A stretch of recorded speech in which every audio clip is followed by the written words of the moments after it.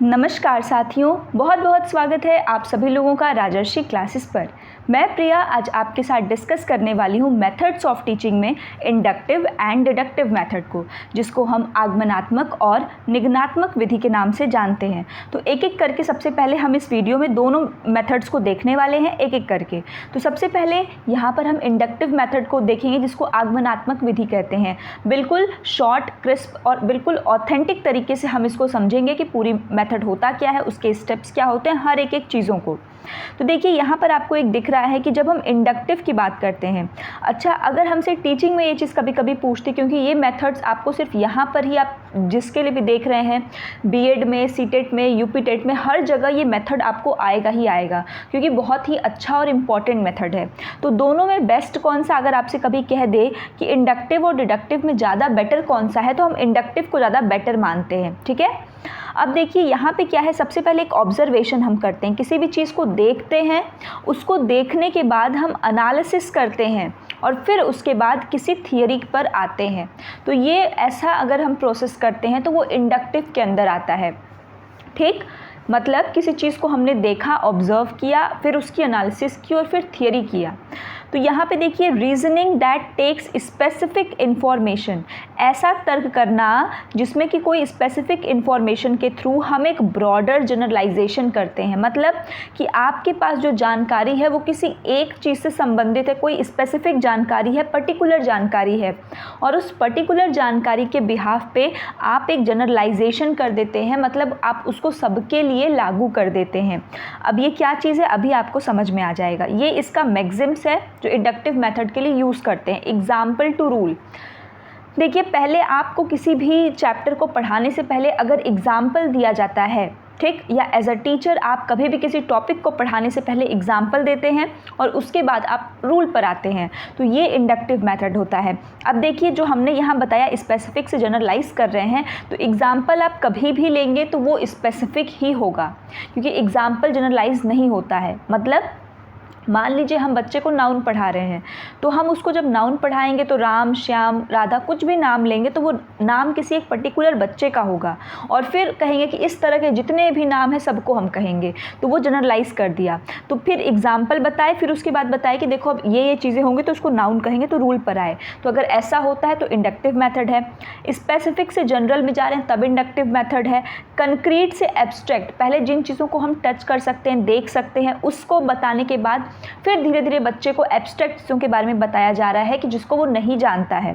ठीक, तो ये आपका इंडक्टिव मेथड है। नोन टू अननोन, जो उसके ज्ञान का क्षेत्र है, एग्जाम्पल वो जानता था बट नाउन नहीं जानता था, उस एग्जाम्पल का सहारा लेते हुए आपने उसको एक अननोन चीज़ बताई, तो ये भी इंडक्टिव मेथड है। इंडक्टिव मेथड में एक जो क्वेश्चन आपसे पूछता है बहुत बार कॉम्पिटिटिव लेवल पे कि कौन सा अप्रोच है, तो ये बॉटम अप अप्रोच होता है।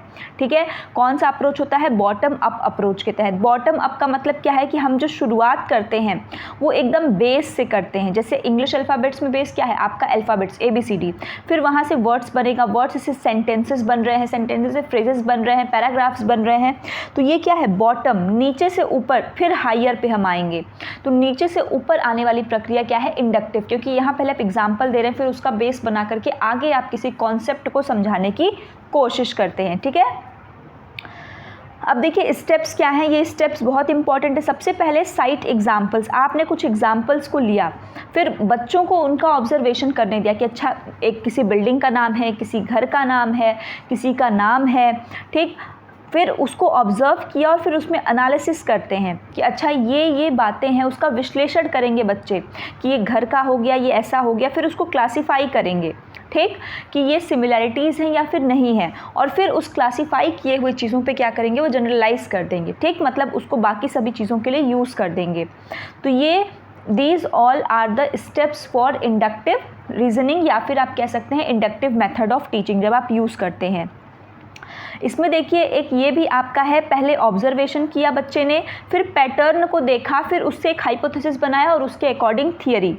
एग्जाम्पल में देखिए, student should be asked to sit in circle around the fire. जैसे यहाँ पे कह रहा है कि आपको बच्चे को कोई कॉन्सेप्ट समझाना है, ये एक एग्जाम्पल है। इसको साइंस में आप यूज़ कर सकते हैं, ज्योग्राफी में भी यूज़ कर सकते हैं। ठीक, ये एक एग्जाम्पल है कि स्टूडेंट जो है should be asked to sit in circle, उनको सर्कल में बैठने को कहा जा रहा है। एक फायर, बीच में क्या है, आग, बीच में आग है और उनको कैसे हम कह रहे हैं कि भैया आप एक सर्कल में बैठिए। Question should be asked and attempt should be made to draw the principle, अब उनसे क्वेश्चन पूछा जाएगा और किस अटेम्प्ट के साथ कि वो इस प्रिंसिपल पर पहुँचें that on the equator the sun rays are straight, कि इक्वेटर पे जो है, मतलब अब जो सर्कल बनाया गया है, अब बच्चे तो पूरे यहाँ सब जगह बैठे हैं, तो अब उन बच्चों में इस प्रिंसिपल को सिखाना है कि जो लोग इक्वेटर, मतलब जो लोग एकदम सामने सामने हैं, उनको सबसे ज़्यादा हीट मिल रही है। और ये क्या चीज़ बताएगा कि इक्वेटर पे जो सन की रेज होती हैं वो क्या होती हैं, एकदम स्ट्रेट होती हैं, and therefore there is so much heat, इसीलिए इक्वेटर पे बहुत ज़्यादा हीट होती है। ठीक, तो ये एक तरीका है कि पहले उन्होंने क्या किया, क्योंकि बच्चे फायर को तो जानते हैं, वो सिट पैरेलल सर्कल में बैठना भी जान रहे हैं, तो उनको बताया गया और फिर पूछा गया कि अच्छा आप में से किसको ज़्यादा हीट लग रही है, तो बच्चे बताएंगे कि जो सेंटर में बैठा है मुझे ज़्यादा लग रही है, मुझे ज़्यादा लग रही है। तो फिर उसके आधार पर इन्होंने क्या किया, एग्जाम्पल को लिया, उसके आधार पर कंक्लूजन ड्रॉ किया कि इसका मतलब है कि सन जो होता है ऐसे ही होता है, और जब अर्थ जो है उसके चारों तरफ क्या करती है, इस प्रकार से करती है। तो जो अर्थ का जो इक्वेटर वाला पोर्शन है, जो 0 डिग्री जिसको हम कहते हैं, जो बीचों बीच से इक्वेटर क्या होती है, इमेजिनरी लाइन, जो अर्थ को 2 इक्वल पार्ट्स में जो है डिवाइड करती है, तो उस इक्वेटर पे क्या पड़ती है, एकदम स्ट्रेट पड़ती है। ठीक, तो ये एक एग्जाम्पल था। मेरिट इसका ये है कि ये साइकोलॉजिकल प्रिंसिपल्स पर बेस्ड है। देखिए आपने जितनी चीज़ें पढ़ी उसके आधार पे मेरिट आप खुद से भी बना सकते हैं। बच्चा है उसका एक्टिव पार्टिसिपेशन हो रहा है, नॉलेज जो उसने गेन किया है वो फिक्स्ड रहेगा क्योंकि उसमें वो एक्टिवली पार्टिसिपेट कर रहा है। बच्चों के अंदर क्यूरियोसिटी रहती है और आप कनेक्टिविटी कर पाते हैं। ठीक, इसके साथ डीमेरिट क्या है कि आप ये ज़रूरी नहीं होता है कि हम हर एक जगह से, हर एक पॉइंट से एग्जाम्पल को निकाल सकें, ठीक है, हर एक सेक्शन से, और इसको यूज़ करने के लिए भी ट्रेन टीचर चाहिए, क्योंकि अगर टीचर सही नहीं होगा तो एग्जाम्पल को, अप्रोप्रिएट एग्जाम्पल को नहीं दे पाएंगे। लर्निंग थोड़ी धीरे धीरे होती है इससे, क्योंकि बच्चे को समझने में, उस चीज़ को ऑब्जर्वेशन में, एनालिसिस में टाइम लगता है, और इससे वजह से सिलेबस कवर भी क्या होता है आपका, स्लो होता है, धीरे होता है। ठीक, तो दिस ऑल और द टॉपिक्स, या फिर आप कह सकते हैं जो स्टेप्स हैं आपके, ये सारी चीज़ें किसके लिए हैं, इंडक्टिव मेथड के लिए। ठीक, तो मुझे उम्मीद है कि इंडक्टिव मेथड में आपको कोई प्रॉब्लम नहीं होगी। अगर कोई भी प्रॉब्लम है तो आप, कोई डाउट है तो आप उसको कमेंट में पूछ लीजिएगा। Next one is your deductive method, निगमनात्मक विधि। देखिए डिडक्टिव मेथड जो है ये क्या करता है कि ये it aims at testing and existing theory, जो थियरी पहले से एग्जिस्ट कर रही है उसके ऊपर ये टेस्टिंग का काम करता है। ठीक, जो आपने इंडक्टिव को समझा, ठीक उसका उल्टा क्या होता है, आपका डिडक्टिव होता है। वहाँ पे हमने एग्जाम्पल को निकाला था, बट यहाँ पे हम ऐसा नहीं करेंगे। वहाँ एग्जाम्पल से रूल पे गए, यहाँ पहले रूल बताया जाएगा फिर एग्जाम्पल दिया जाएगा। ठीक, पहले से कोई थियरी है, पहले से कोई रूल है, कोई नियम बना हुआ है, उसके आधार पे हाइपोथेसिस बनाएंगे, डाटा कलेक्ट करेंगे, उसको एनालाइज करेंगे, और फिर उसको या तो हम रखेंगे थियरी अगर हमारे काम की हुई, या तो उसको रिजेक्ट कर देंगे। दोनों चांसेस, दोनों केसेस यहाँ पर हो सकता है। इनका क्या मैक्सिम है, रूल टू एग्जाम्पल। इंडक्टिव में क्या था, एग्जाम्पल टू रूल। तो यहाँ जैसे मान लीजिए बच्चे को मैथ का कुछ पढ़ाना है तो पहले उसको हम रूल बता देते कि a + b का होल स्क्वायर क्या हो जाएगा आपका, a² + b² + 2ab।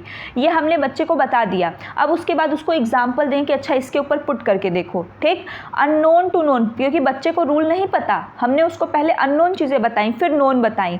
पहले उसको जनरल में रूल बता दिया, नियम बता दिया, फिर स्पेसिफिक क्वेश्चंस करने को दिया। और यहाँ पे, वहाँ बॉटम अप अप्रोच था, यहाँ टॉप डाउन अप्रोच है। पहले हम उसको चीज़ें बता देते हैं और फिर धीरे धीरे स्पेसिफिक जगह आते हैं। तो इतना पढ़ के आपको समझ में आ रहा होगा कि इंडक्टिव जो है ठीक उसका क्या है, उल्टा डिडक्टिव है।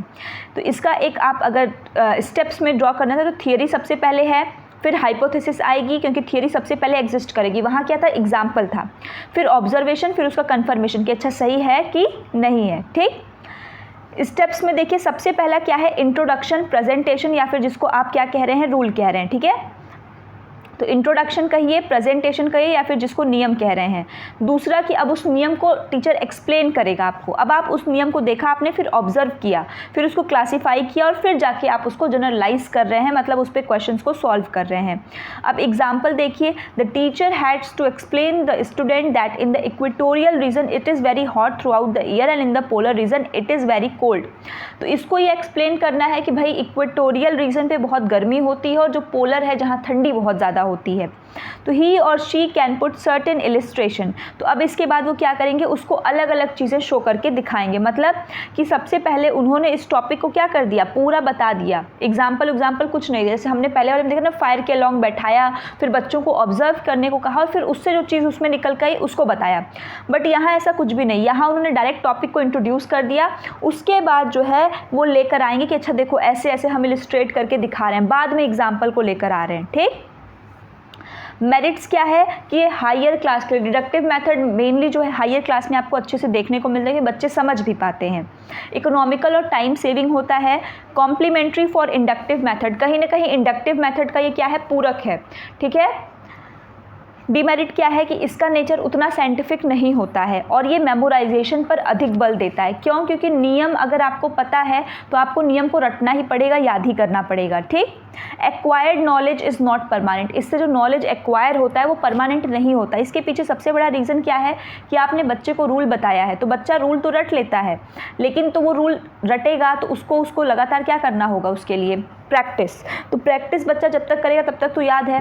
बट इंडक्टिव में क्या केस था कि वहाँ पे बच्चा खुद से एग्जाम्पल को एनालाइज कर रहा था, अपने खुद का एक्टिव पार्टिसिपेट कर रहा था, अपने दिमाग को लगा रहा था वहाँ पे, तो उसको वो जो उसका लर्निंग था वो क्या था, वहाँ पे लॉन्ग लास्टिंग था। ठीक। तो ये कुछ चीज़ें थी जो आपने इंडक्टिव और डिडक्टिव मेथड के पूरे स्टेप्स को, उनके मेरिट्स को और उनके सारी चीज़ों को यहाँ पर देखी। तो मुझे उम्मीद है कि ये वीडियो आपके लिए हेल्पफुल रही होगी। If you have any doubt please comment जो है आप उसको जो है कमेंट में बता दीजिए। मिलते हैं नेक्स्ट वीडियो में, तब तक अपना ख्याल रखिए। धन्यवाद।